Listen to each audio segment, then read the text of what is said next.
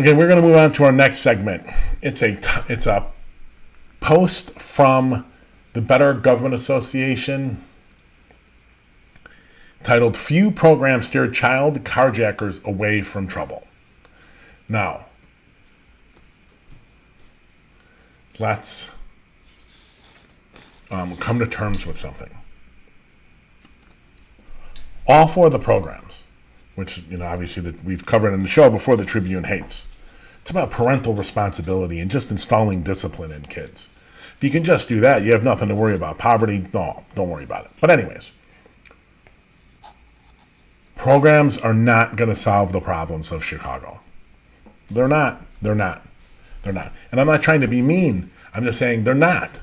Unless the program is to eliminate poverty, you're not going to really dent what's going on in Chicago, crime and violence-wise. Isn't happening. So with that, let's give you some context. Let's look at the article. The review of police and court records, as well as scores of interviews with family members, juveniles charged with carjackings and the victims, criminologists, program directors, youth advocates, found few programs available to first-time carjack offenders. And only a few court-appointed mentors are assigned to help steer juveniles away from trouble.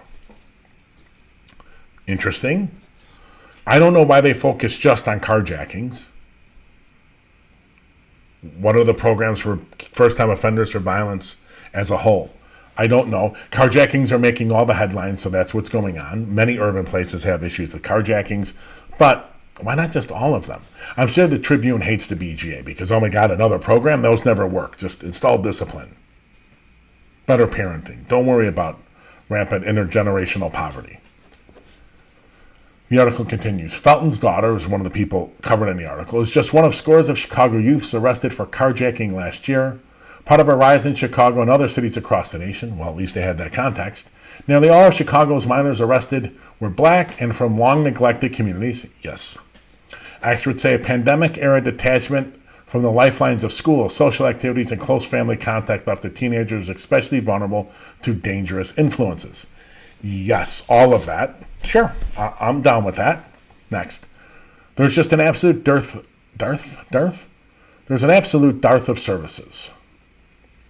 And the consequences are truly life and death, said Rosanna Ander, Executive Director of the University of Chicago Crime Lab.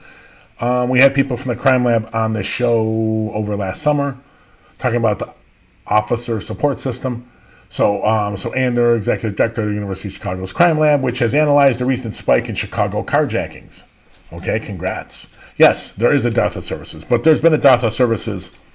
Like, yes, there are no services for carjacking, people who do carjackings, the first-time offenders. But what about shootings and aggravated batteries and armed robberies? I mean, it's not just, what's the word for it? It's not just specific to carjackings. The article continues. Excuse me. There is right now a form of magical thinking where kids go, get arrested, get returned right back in the community with few services or supports, and we're expected that somehow being arrested is going to make the situation better, Anders said. We're not doing anything different beyond that, and doing nothing is, I think, dangerous for everybody, including young people themselves. Very true. Very true. But the long-term solution is not the services. The services should be provided. We need to change the economics. We need to cut off the people feeding the system.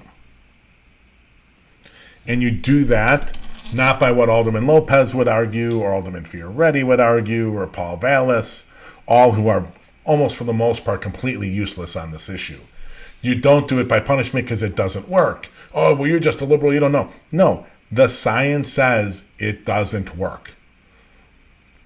We have decades and decades and decades and decades of research. It doesn't work. Deterrence doesn't work. Or it doesn't work at a rate of high enough that it's going to make a difference.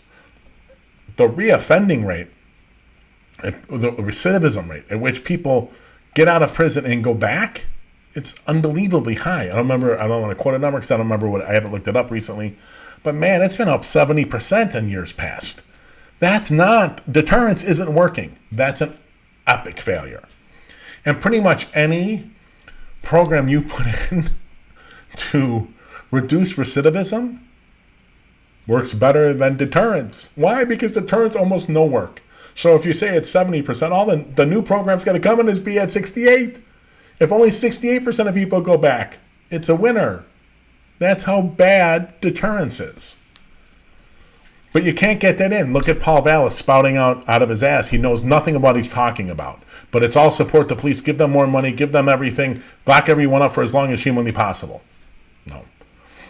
Superintendent Brown, Alderman Lopez, Alderman Napolitano, Alderman Spizzato, all completely, utterly, disgustingly, completely useless on the issue.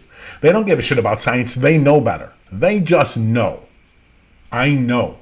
Just like Trump. They're all Trumpers. I know. I mean, no, because I've had a God-given...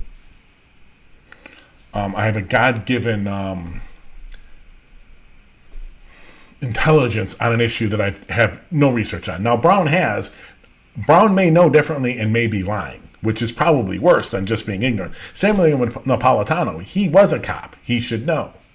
So if he doesn't, then thank God he's off the force, but they should still fire him for the alderman's job for not knowing. But I bet Brown is probably just lying. I bet you he's just lying. I bet you he does know better and he just doesn't care. It gets him points to lie, so he's going to lie.